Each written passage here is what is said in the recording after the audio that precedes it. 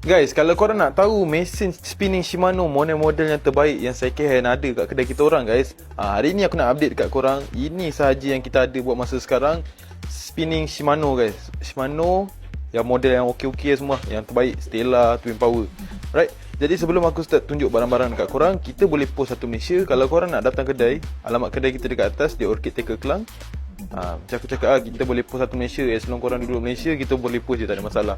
Jadi guys, kita start dengan Stella dulu. Kita ada Stella SW size 5000 PG, harga dia 2200 guys.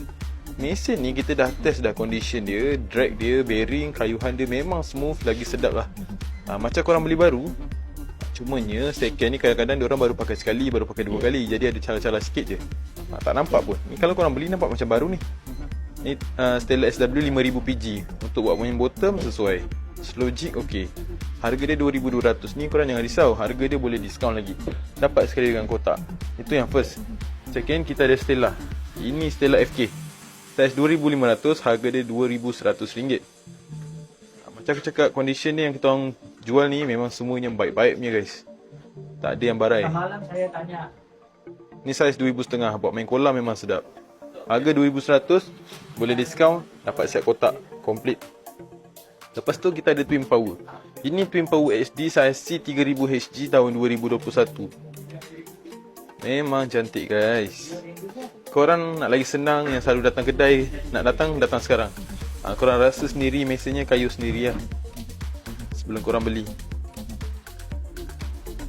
Overall mesin memang puas hati kalau korang beli. Ni yang Twin Power ni, harga dia 1230 saja guys. Murah guys, 1230, boleh diskaun lagi. Next, kita ada Twin Power tahun 2024. Yang first, kita ada model 4000M. 4000M, harga dia 1340. Ini tahun 2024 guys. Korang tengok, memang cantik guys, macam baru. Nampak tu, dia punya strap tu pun tak buka lagi. Kemungkinan beli ataupun tersalah beli.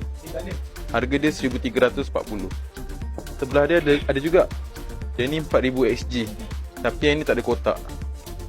Tapi mesin memang sedap geng. Kayu rasa macam baru. Yang ni murah sikit, 1100, sebab dia tak ada kotak. Condition pun cantik. Dan last sekali, kalau korang nak yang murah, kita ada Twin Power SW 6000 HG. Ini harga dia 1000 je. Condition cantik, tapi dia model lama. Yang ini tahan sangat-sangat geng. Kalau korang ada mesin ni, korang mesti tahu mesin ni sangat-sangat tahan. Buat main bottom memang sedap. Tarik pari memang cun. Ni condition dia. Kalau korang tak puas tengok kat video, datang je kedai guys. Kita buka hari-hari, tak ada cuti. Jadi kalau korang berminat nak beli, korang boleh screenshot yang aku dah tunjuk-tunjuk kat korang tadi tu. Korang boleh PM kita orang pada nombor yang tertera, ataupun datang terus kedai. Alamat kedai dekat atas. Macam biasa, apa-apa korang PM je. Dan kami juga menerima track in race dan road. Sekian, terima kasih.